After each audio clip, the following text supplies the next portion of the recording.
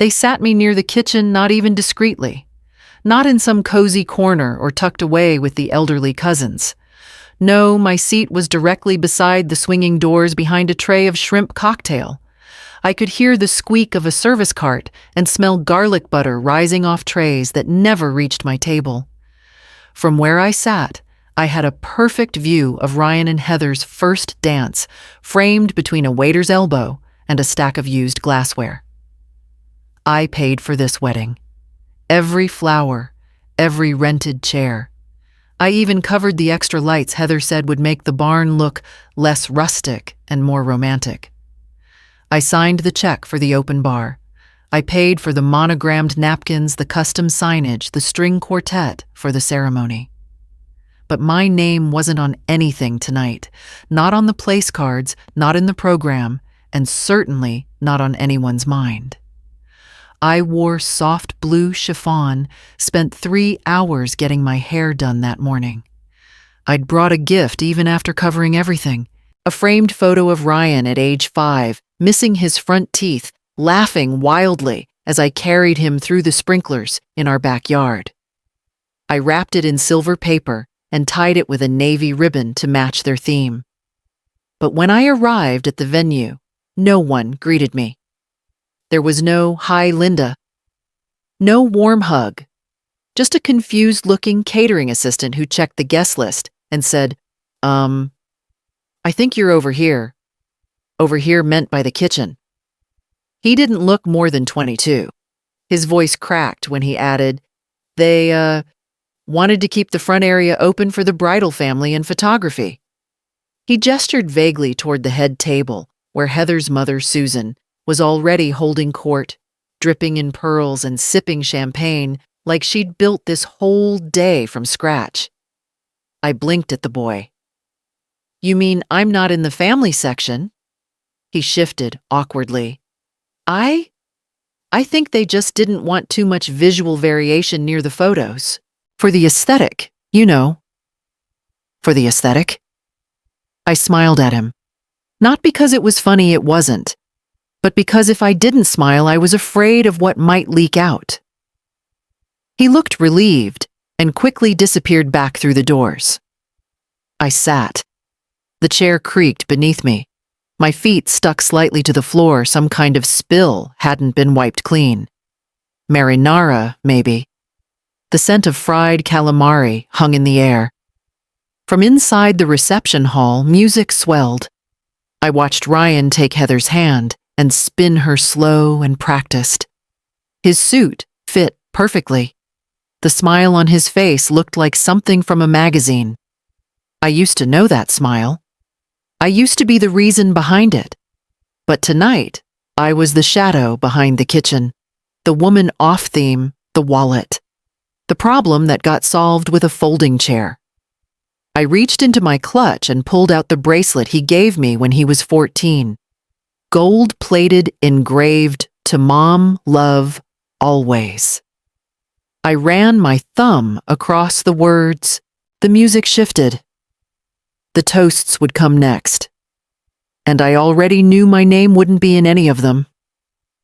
The napkin on my lap was folded so tightly I could feel the creases bite into my palm. I unfolded it slowly, pressing it flat against my knees, just to have something to do. Someone had slipped a program onto my chair at the church that morning.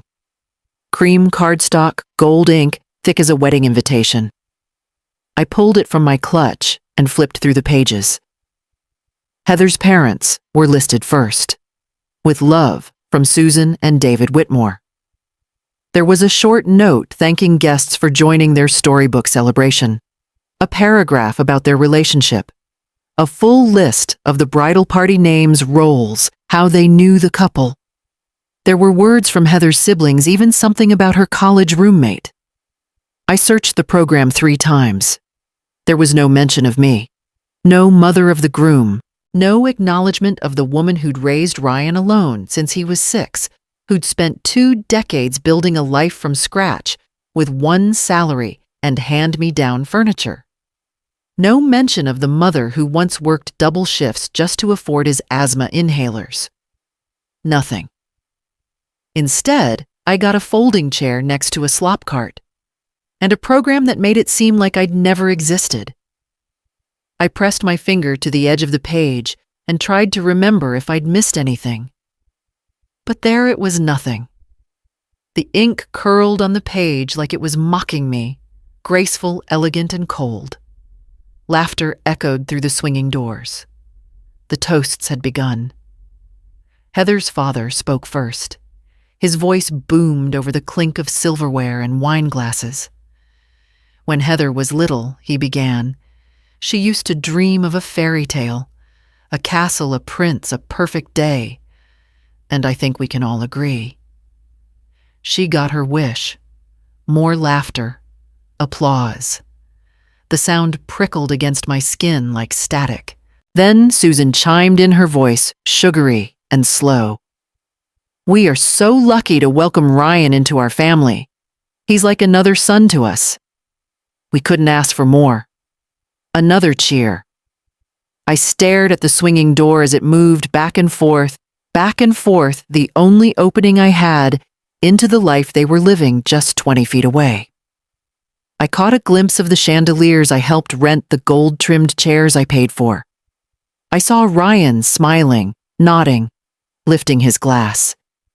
He didn't look toward the kitchen. Did he even know where I was sitting? I reached for the bracelet again, still wrapped around my wrist.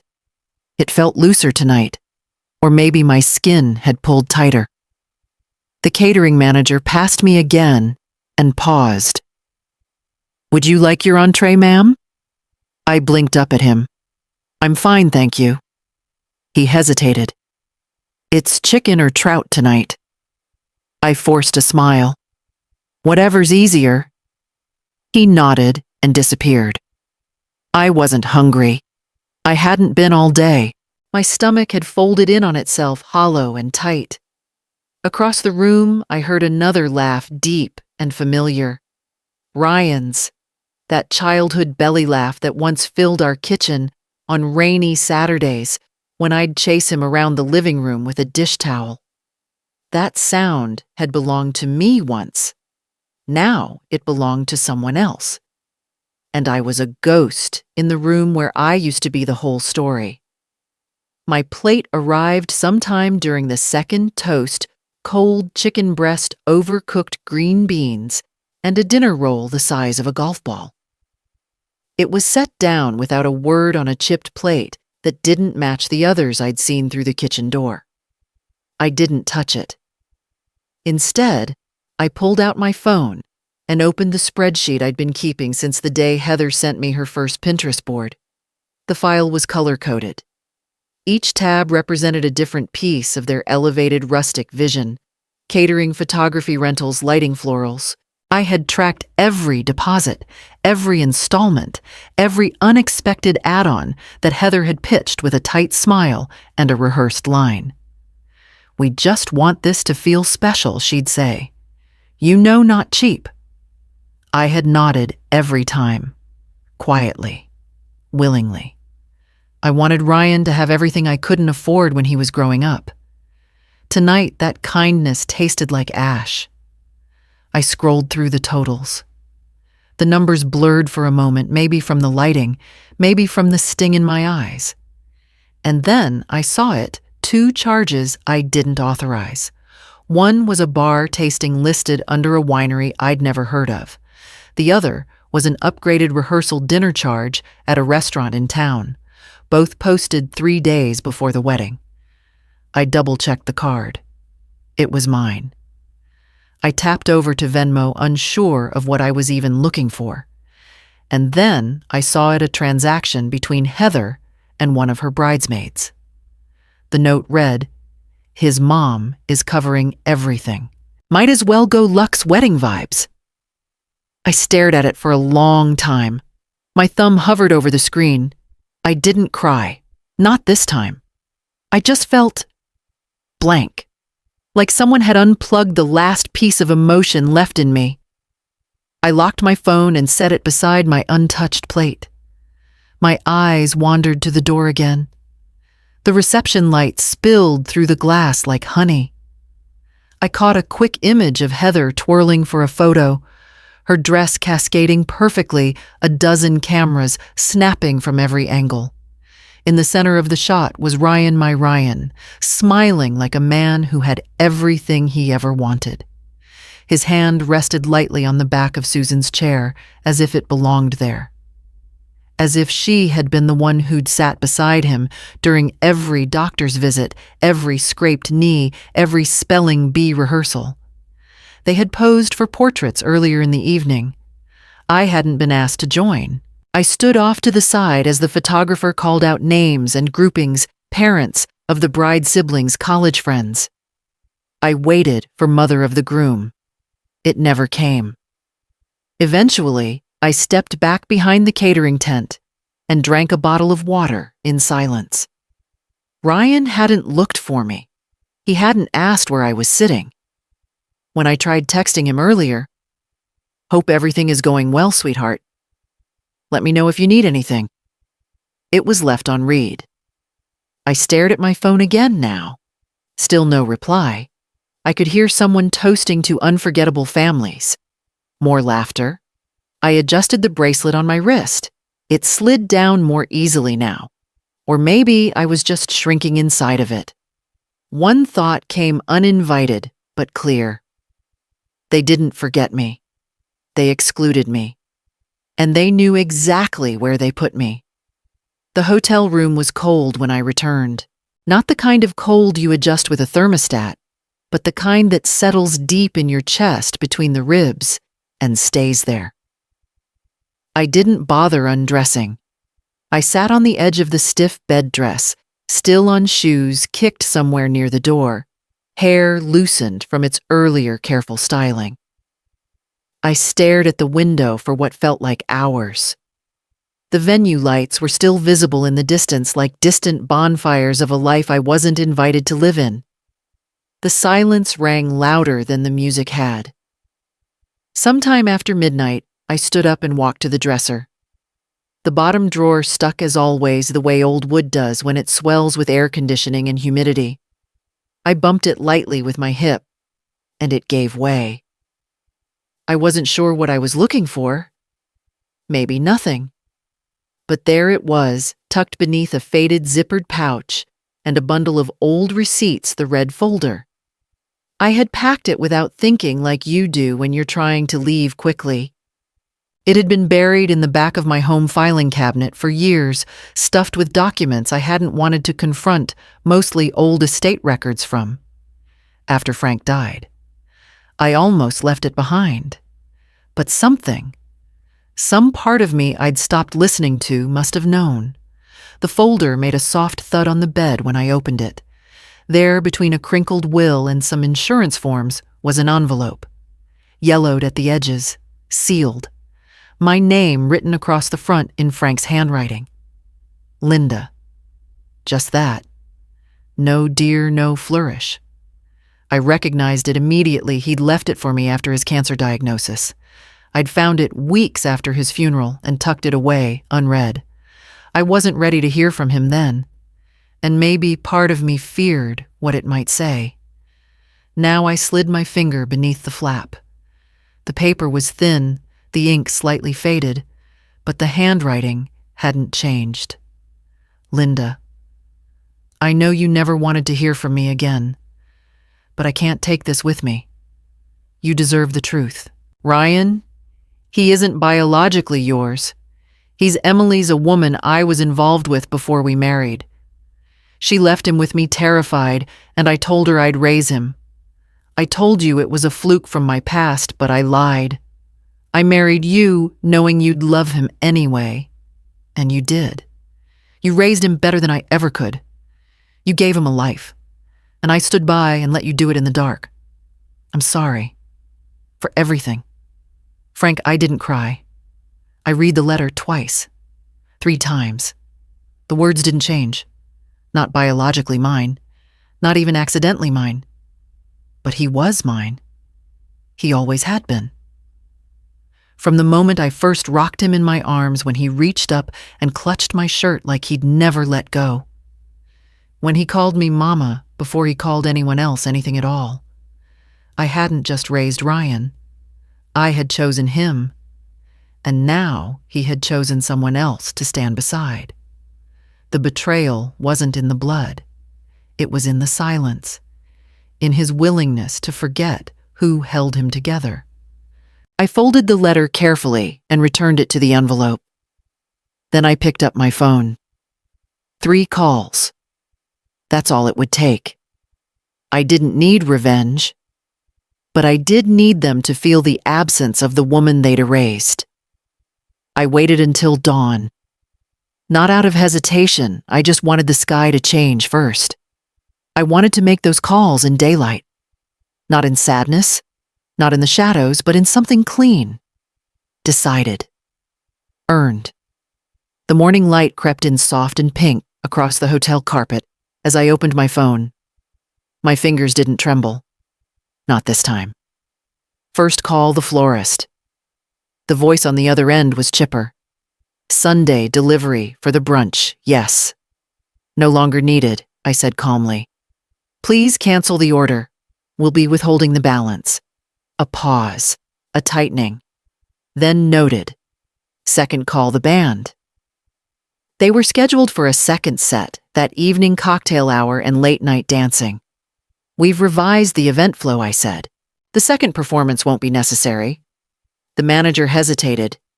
Will there be a replacement act? No. Consider it closed. Third call, the bar manager. They had arranged a post-reception signature cocktail menu, full staff late license. Please cancel the second shift, I said. There's been a change of plan. Don't process the remaining balance. Understood, he replied. Just to clarify, this is for the open bar extension? Yes. Click. That was it. 3 calls. 3 cuts. I stepped into the shower and let the water rinse the perfume from my skin. Heather's signature scent that had been sprayed in every corner of the venue. I washed my hair twice, scrubbed behind my ears, dried off slowly, as if peeling off not just the day before, but the decade before. By the time I left the hotel, the world had turned from gray to gold. I drove in silence. No radio. Just the soft hum of tires and the tick of my turn signals. Back home, I placed the red folder on the kitchen counter. I didn't lock it away. I didn't hide it. I wanted it visible, like the truth was now. That afternoon, I logged into Facebook and uploaded a single photo. The wedding check. Blurry account number. Signature still visible. No caption, no commentary. I turned off notifications. Later that evening, the fallout began. Ryan's name popped up on my phone. Missed call, then another, and another. Voicemail mom. Why isn't the band here? What's going on? Followed by Heather's voice, shrill and clipped. This is beyond petty, Linda. People are asking questions. You're embarrassing us. Then Susan. Of course it would be. Susan texted. I hope this wasn't about where you were seated. I'm sure it was just a misunderstanding. I didn't respond. I brewed coffee and sat on the porch as dusk rolled in.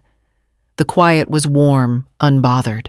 Somewhere across the valley, I imagined the sound of confused guests, an open bar that ran dry a brunch without roses. They'd notice the absences. They'd feel the gaps. But no one would say my name. They'd whisper around it, skirt it, soften it. But they would know.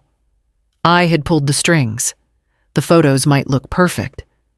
But the night had cracked at the center, and they wouldn't be able to crop that out. And for the first time in years, that was enough. The house felt different. Not because anything had changed, not yet, but because something inside me had finally settled. Like dust after a storm. I moved through the rooms, slowly running my hand over the edge of the dining table, the faded photograph frames, the shallow dent in the hallway wall where Ryan once crashed his scooter trying to ride inside. I didn't feel anger anymore, not even grief, just space. There were no more calls from him, no texts, No follow-up apologies. They'd said what they needed to say, and I'd said what they weren't ready to hear with silence. By the end of that week, I found myself clearing the dining room. I took the old folding chairs, the kind they'd sat me on at the wedding, and stacked them in the garage. I brought out the sturdy chairs from the sunroom, the ones with weight. Presents. I wiped down the wood, lit a candle, and opened every window in the house. I was going to cook. Not for them, for me, and for people who saw me. I called Claire, my former colleague from the ER, the one who used to sneak banana bread into my locker when I worked night shifts. I called Mr. Patterson next door, the one who always shoveled my driveway before I could get outside. I called Jamie from the bookstore, who remembered my birthday every year without fail, even if I never bought more than a crossword puzzle. I called Nurse Lillian, who once stayed an hour after her shift to sit with me the night Frank passed. They weren't family by blood, but they'd shown up. The invitation wasn't fancy, just my voice on the other end of the phone. I'm making dinner Saturday. No need to bring anything, just come hungry. Saturday arrived with late afternoon sun and the scent of garlic and lemon in the air. I made rosemary, bread herb, chicken, blistered tomatoes. The table was covered in a linen cloth I hadn't used in years, blue with sunflowers. I'd bought it once at a roadside market, thinking it was too cheerful. That night, it felt just right. Claire was the first to arrive, carrying a bottle of red and a grin that reached her eyes. Linda. She said, stepping inside, "You look different." I feel different. They trickled in one after another, each one bringing warmth, stories, laughter that didn't demand anything in return. We ate slowly past plates like old friends, poured more wine than we needed. Midway through dessert, Jamie raised her glass. To Linda, she said, for reminding us that the table we build for ourselves is often the one worth sitting at. I looked around at these people. No shared last names, no childhood memories, but here, fully present, fully real. I raised my glass too, to the ones who didn't need an invitation to show up, and to knowing the difference. The clink of glasses rang like a soft declaration. That night, I didn't sit at the edge of someone else's celebration. I didn't wait behind a swinging door. I sat at the head of my own table. The knock came just after noon. Not urgent, not loud, just steady. The kind of knock that says, "I know you're home, and I'm not leaving."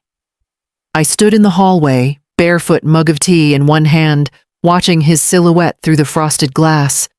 Shoulders slumped, hands in pockets. The same posture he had as a teenager when he'd get caught sneaking in past curfew.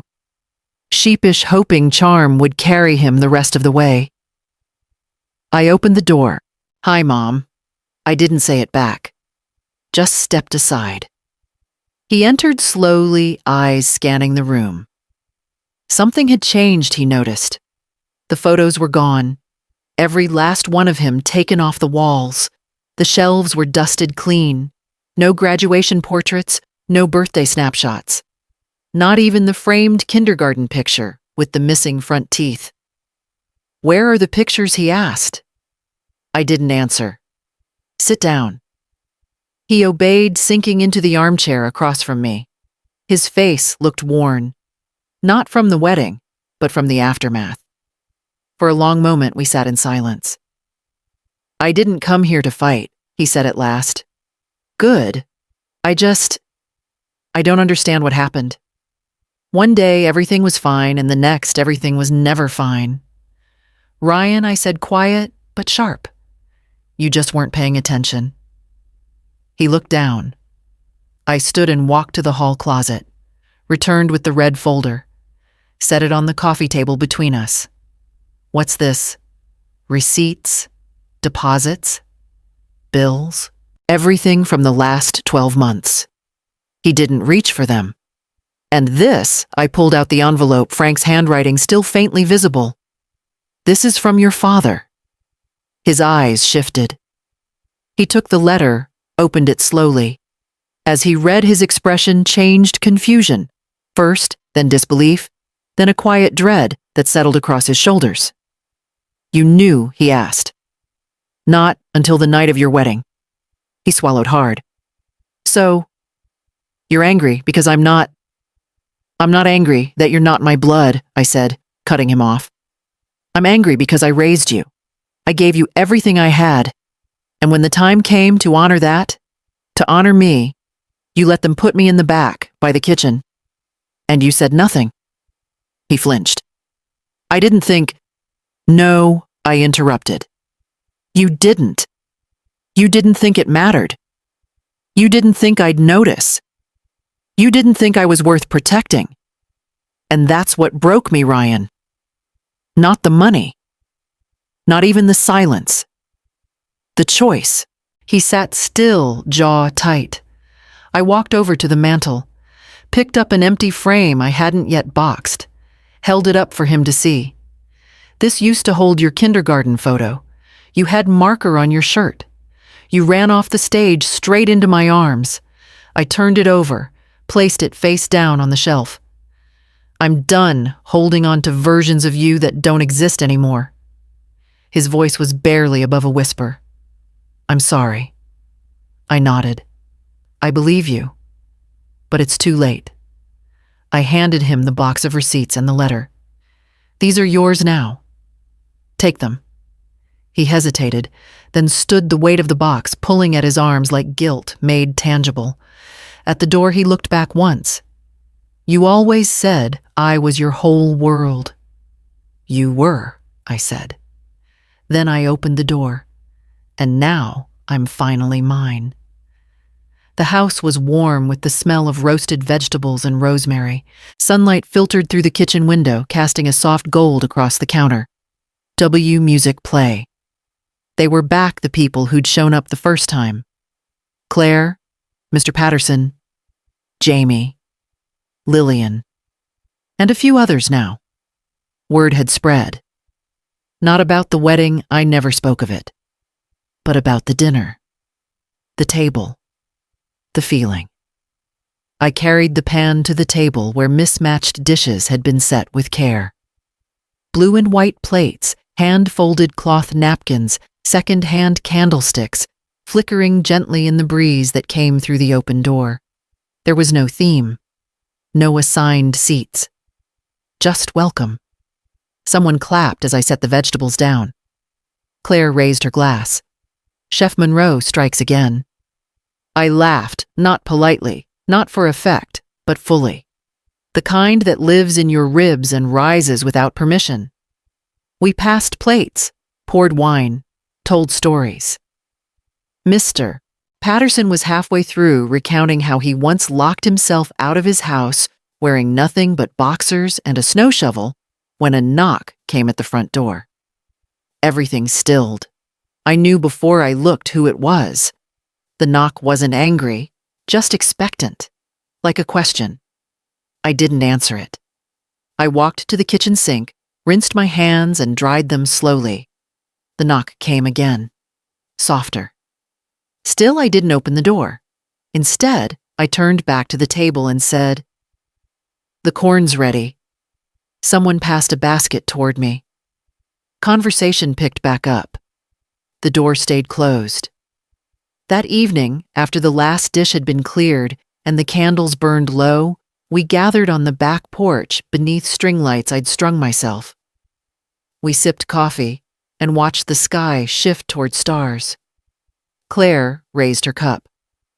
"To Linda," she said, "for being the kind of woman who reminds the rest of us it's never too late to sit at the head of our own table." The clink of mugs and glasses echoed softly across the yard. I didn't say anything at first. Then I stood. I looked at every face around me, people who weren't bound to me by blood or obligation, but who had shown up anyway. Fully present. Fully themselves. And they had seen me. Not as the background. Not as the bank. Not as the afterthought. Just me. To the mothers who stayed quiet for too long, I said finally, To the women who gave everything and were told it still wasn't enough. To the ones who were asked to sit in the kitchen after building the damn house. This is for us. May we never sit down again. Unless it's at the head of our own table. There was silence. Then applause. Not loud, not wild, just real. I sat down. Not at the back. Not behind a swinging door. Not erased. But in my chair. My place. My home. Ryan never called again. I didn't need him to. The people who mattered were already here.